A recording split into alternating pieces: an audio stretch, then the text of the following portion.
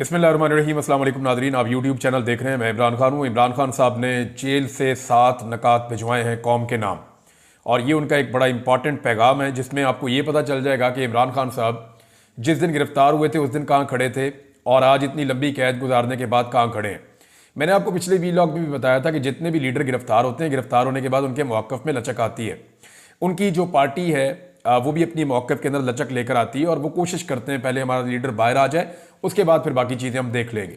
पहली प्रायोरिटी होती है लीडर को बाहर लाना, लेकिन इमरान खान साहब की ये प्रायोरिटी है ही नहीं। वो अपनी पार्टी को भी कहते हैं कि अपने मौक़िफ़ के ऊपर डट जाओ, और ख़ुद वो कहते हैं इससे फ़र्क नहीं पड़ता कि मैं जेल में हूँ, चाहे मैं 500 दिन हूँ, चाहे 500 साल हूँ।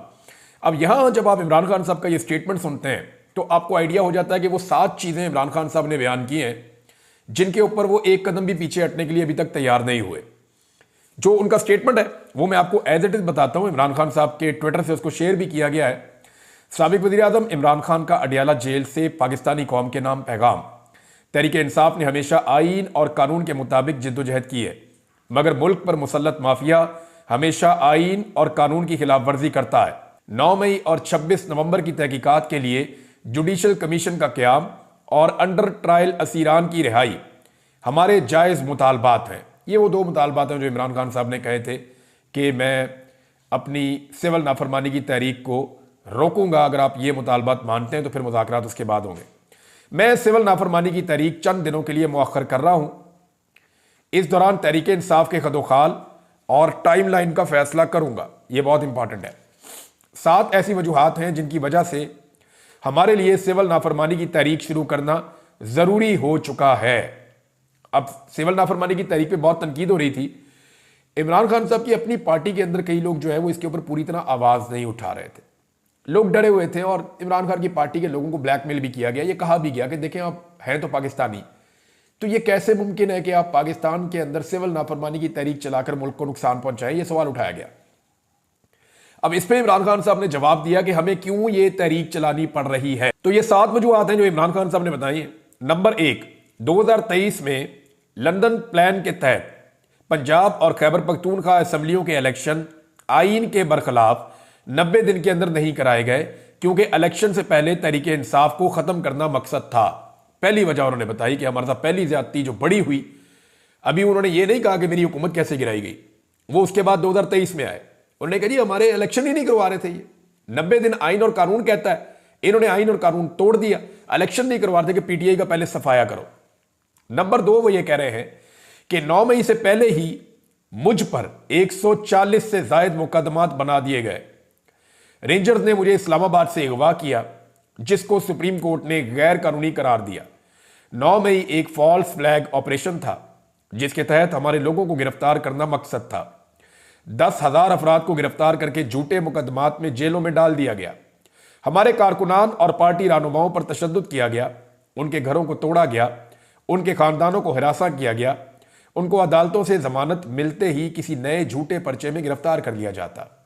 मेरे अगवा से लेकर कारकुनों पर तशद्दुद, गिरफ्तारियां, सब कुछ गैर कानूनी और गैर आईनी था। इस जुल्म के खिलाफ सुप्रीम कोर्ट में पटिशन दायर की, लेकिन सुप्रीम कोर्ट ने इंसानी हकूक की इन बदतरीन खिलाफ वर्जियों का नोटिस तक न लिया। कादी फायद ईसा हुकूमत के साथ मिला हुआ था। 1971 के बाद कभी किसी पार्टी पर इस तरह का रियासती जबर नहीं किया गया। नंबर 3 पे इमरान खान साहब ने बताया कि तमाम गैर कानूनी और गैर जमहूरी हरबों के बाद उनको गलतफहमी थी कि 8 फरवरी को तहरीक इंसाफ इलेक्शन नहीं जीत सकती। सिकंदर सुल्तान राजा और कादी फायद ईसा ने मिलकर पार्टी निशान छीना, जो पार्टी को बैन करने के मुतरादिफ था। हमारे उम्मीदवारों को निशाना बनाया गया। 3 उम्मीदवारों को जबरदस्ती इलेक्शन से दस्तबरदार करवाया गया। चौथी ऑप्शन का बंदा खड़ा हुआ, आप अंदाजा कर लें। फिर चौथी चीज इमरान खान साहब बता रहे हैं कि उनको इंजीनियरिंग के जरिए इलेक्शन जीतने का इस कदर यकीन था कि नवाज शरीफ अपनी विक्ट्री स्पीच भी तैयार कर चुका था, लेकिन तकरीर से पहले उनको पता चल गया कि पाकिस्तान तहरीक इंसाफ इलेक्शन जीत गई है। फिर उन्होंने फॉर्म 47 के जरिए इलेक्शन फ्रॉड किया। कमिश्नर रावलपिंडी ने इस फ्रॉड को कंफर्म किया और गवाही दी, लेकिन उस पर भी निजाम इंसाफ खामोश रहा और कोई नोटिस ना लिया। नंबर 5, इस रजीम चेंज के बाद के 2.5 सालों में यूं तो इंसाफ के निज़ाम पर कब्जे के लिए हर जाबराना और गैर इखलाकी हरबा इस्तेमाल किया गया, लेकिन 26वीं आईनी तरमीम के जरिए अदालतों की आज़ादी के ताबूत में आखिरी कील ठोंक दिया गया। अपनी मर्जी के जज लगाने के लिए आइन के साथ खिलवाड़ किया गया। इस तरमीम की मंजूरी के लिए जो हरबे इस्तेमाल किए गए वो भी एक मजायका खेज दास्तान है। लेकिन इस सारे मामले पर भी ना अदलिया ने कोई नोटिस लिया, ना रियासत का चौथा सतून समझे जाने वाला मीडिया इसके खिलाफ आवाज बुलंद करने की इखलाकी जुर्रत कर सका। नंबर 6, सुप्रीम कोर्ट के फुल कोर्ट के फैसले के बावजूद तहरीक इंसाफ को आज तक मखसूस नशिस्तें नहीं दी गई। यह ना सिर्फ तौहीन अदालत है बल्कि अवामी फैसले की तौहीन और जमहूरियत पर शब खून भी है। नंबर 7, 26 नवंबर को हमारे पुरअमन और निहत्ते सियासी कारकुनों पर गोलियां बरसाई गईं। हमारे कारकुनान मुकम्मल तौर पर पुरअमन थे, उन्होंने किसी को नुकसान नहीं पहुंचाया था। उनका मुतालबा आइन और कानून और जमहूरियत की बहाली था, ना तो लॉ एंड ऑर्डर की सूरत हाल थी, ना ही कोई और पुरतशद्दुद कार्रवाई हुई। लेकिन इसके बावजूद हमारे लोग शहीद किए गए। 12 लोग मगरिब से पहले शहीद किए गए और बाकियों को रात बिजली बंद करके गोलियां मारी गई। इन हालात में जब पाकिस्तानियों से तमाम आईनी हुकूक छीन लिए गए हैं, पार्लियामेंट और सुप्रीम कोर्ट पर कब्जा कर लिया गया है, पुरअमन एहतजाज का हक भी छीन लिया गया है, कानून और आइन की बुनियादें हिला दी गई हैं, अपने ही शहरियों पर गोलियां भी चलाई जा रही हैं, इदारों को अवाम के मुकाबले में लाने की कोशिश की जा रही है, तो सिविल नाफरमानी की तहरीक शुरू करना कौम की मजबूरी बन चुकी है। इसके अलावा अपोजिशन लीडरान को जेल में मुलाकात के लिए मैं वेलकम करता हूं। मैंने आपको पिछले वीडियो में बताया था कि मौलाना फजलुर रहमान साहब और अचक ज़ई साहब और अख्तर मेंगल साहब और दीगर कुछ और लोग हैं, वो इमरान खान साहब से जेल में मिलना चाहते हैं और इमरान खान साहब उनसे शायद मुलाकात भी करेंगे अगर सिस्टम ने इजाज़त दी तो। लेकिन उन्होंने कहा मुझे इस हुकूमत से उम्मीद नहीं है कि वो अपोजिशन लीडरान को मुझसे मुलाकात की इजाज़त देंगे, क्योंकि उन्होंने मेरी पार्टी के लोगों से भी 3 महीने से मेरी मुलाकात नहीं करवाई। ये जनाब इमरान खान साहब का स्टेटमेंट है और उनका बड़ा क्लियर स्टेटमेंट है। बाकी खबरें मैं आपके सामने रखता हूं। नाज़रीन, वाकई सूरत हाल वहां तक पहुंच गई है कि अब इमरान खान साहब की बात माननी पड़ेगी। यानी नजम सेठी साहब हो गए और कुछ और भी सहाफ़ी हैं जो इमरान खान साहब के खिलाफ ज़्यादातर वो रिपोर्टिंग करते रहे और उनका बयानिया इमरान खान साहब से मुतसादिम रहा है, यह नजरियाती इख्तलाफ रहा है और यह सबका हक होता है। यानी अगर किसी को इमरान खान साहब के नजरिए से इख्तलाफ है तो वो ये हक इस्तेमाल कर सकता है अपना, और अगर मुझे किसी के नजरिए से इख्तलाफ है तो मैं भी ये हक इस्तेमाल कर सकता हूं अपना। तो यही आज़ादी इज़हार राय होती है। लेकिन बाद लोग जो है वो जब साजिशों का हिस्सा बनते हैं और अजीब अजीब काम करते हैं तो फिर उनको लोगों की तनकीद का सामना भी करना पड़ता है। नजम सेठी कहते हैं 1 साल लगा लो या 2 साल, आखिरकार इमरान खान के साथ मुकम्मल करना ही पड़ेगा। बेहतर है इमरान खान के साथ बात करके इसे अपने और मुल्क के लिए इस्तेमाल कर लें। बटन दबाकर इमरान खान फारिग नहीं किया जा सकता। बहुत सारे लोग अब ये मान रहे हैं कि अब रास्ता ही कोई नहीं है, यानी इमरान खान साहब के साथ बात नहीं करेंगे तो फिर कहां जाएंगे। राणा सनाउल्लाह साहब ने भी अब स्टेटमेंट दे दिया है और राणा सनाउल्लाह साहब ने कहा कि जी 2 स्टेटमेंट उनके आए। एक तो ये पीटीआई से मुज़ाकरात में एस्टेब्लिशमेंट नहीं, इमरान खान साहब ही रुकावट हैं। एक तो वो अब नरम स्टेटमेंट दे रहे हैं निस्बतन।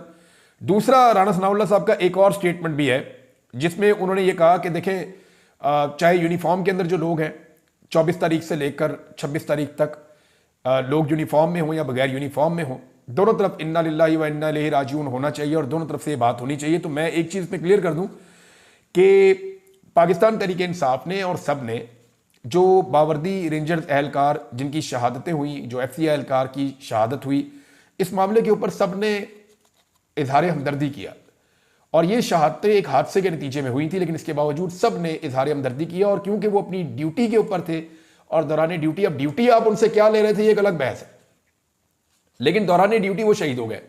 वो तो अपना काम करने आए थे, तो वो शहादतें हैं उनकी, तो उनके ऊपर तो सबने जो है वो कहा कि अफसोस का इजहार भी किया, हमदर्दी का इजहार भी किया। लेकिन दूसरी तरफ जो पाकिस्तान तहरीक इंसाफ के लोग शहीद हुए उनके ऊपर तो किसी ने बात ही नहीं की। राणा सनाउल्लाह साहब आपकी पार्टी तो अभी तक मानती नहीं है, वो तो तस्लीम ही नहीं करते कोई एक बंदा भी जो है उसको गोली लगी है और कोई एक बंदा भी जो है वो शहीद हुआ है, वो तो ये मानते ही नहीं है। तो ये बहुत ज़मीन आसमान का फ़र्क है। पाकिस्तान तहरीक इंसाफ ने इस मामले में काफ़ी रिस्पॉन्सिबिलिटी का मुजाहरा किया था। अब इस वक्त जो अमेरिका का मूड है ना पाकिस्तान को लेकर, यानी जो आने वाली ट्रंप की एडमिनिस्ट्रेशन है, 1 महीना बाकी रह गया है, 20 जनवरी को उन्होंने हल्फ ले लेना है।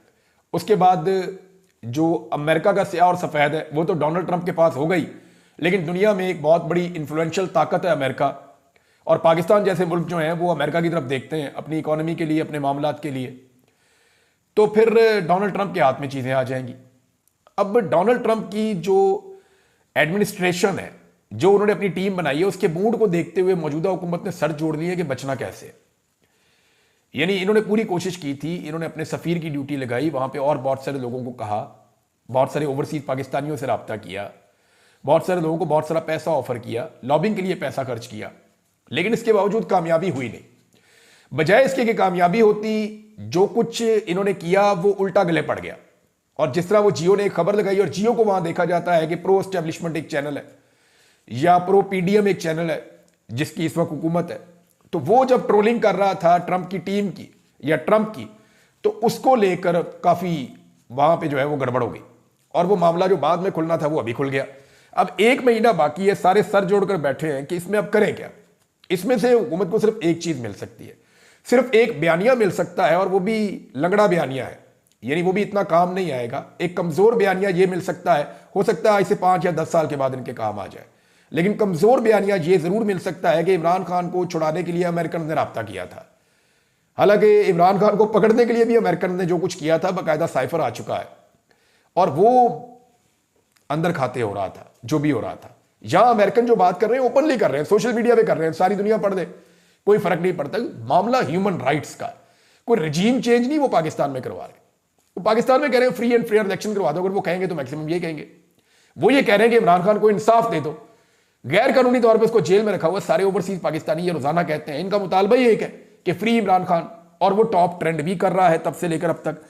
अब इंतजामिया को और एस्टेब्लिशमेंट को मसला यह है कि पाकिस्तानी हुकूमत के जो बड़े नाम हैं उन्हें और एस्टेब्लिशमेंट के जो बड़े लोग हैं उन्हें ये प्रॉब्लम पेश आ सकती है डोनाल्ड ट्रंप के दौर में कि उनके ऊपर पाबंदियां लग जाएं। देखिए, पाकिस्तान के ऊपर तो पाबंदियां अमेरिका लगाए ये तो कोई भी नहीं चाहेगा, और ना पाकिस्तान के ऊपर पाबंदियों की कोई हमायत करेगा। इससे अमेरिका के खिलाफ मुखालफत में पाकिस्तान के अंदर इजाफा हो जाएगा, और पाकिस्तान तरीके इंसाफ और पाकिस्तान के जो ओवरसीज हैं वो सारे भी अमेरिकन गवर्नमेंट को ये इन्फ्लुएंस करेंगे कि आप पाकिस्तान पर पाबंदी ना लगाएं। और उन्होंने मुतालबा भी यही किया है कि अगर आपने पाबंदी लगानी है तो जो लोग जुल्म सितम कर रहे हैं, जो लोग इंसानी हकूक की खिलाफ वर्जियां कर रहे हैं, जो लोग जमहूरियत को और आज़ादी इजहार राय को नुकसान पहुंचा रहे हैं, आप उन पर पाबंदियां लगा दें। और यही उनसे मुतालबात किए जाते हैं ओवरसीज की जानिब से। तो अगर ये पाबंदियां लग जाती हैं तो डोनाल्ड ट्रंप के दौर में बहुत मुमकिन है कि पाकिस्तानी हुकूमत के बहुत सारे लोग और पाकिस्तान की एस्टेब्लिशमेंट के लोग अपने वीज़ों के लिए, अपनी ट्रैवलिंग के लिए, इनके ऊपर ट्रैवलिंग के बैन लग जाएं, इनके ऊपर वीज़ाज के बैन लग जाएं, इनके ऊपर जो है इनके एसेट्स के ऊपर बैन लग जाएं, एसेट्स इनके सीज कर दिए जाएं। तो ये बहुत सारी चीज़ें हो सकती हैं, तो उन लोगों को बहुत प्रॉब्लम हो जाएगा। अब इसके ऊपर सर जोड़कर बैठे हैं कि करें क्या। पीछे रह गया 1 महीना। अब 1 महीने में इमरान खान को चाहे डरा के, चाहे धमका के, चाहे प्यार से, चाहे पांव पकड़ के, चाहे मना के, कुछ ना कुछ करके इन्होंने मैनेज करना है। और अगर ये 1 महीना भी गुजर जाता है तो फिर उसके बाद जो कॉन्सिक्वेंसेज हैं वो मेरी अंडरस्टैंडिंग के मुताबिक पाकिस्तान पे नहीं होंगे, वो शख्सियात के ऊपर होंगे। क्योंकि अमेरिका ने भी इस बात को अंडरस्टैंड किया है कि पाकिस्तान में इस वक्त जो कुछ भी हो रहा है वो शख्सियात की वजह से हो रहा है, वो ख्वाहिशात की वजह से हो रहा है।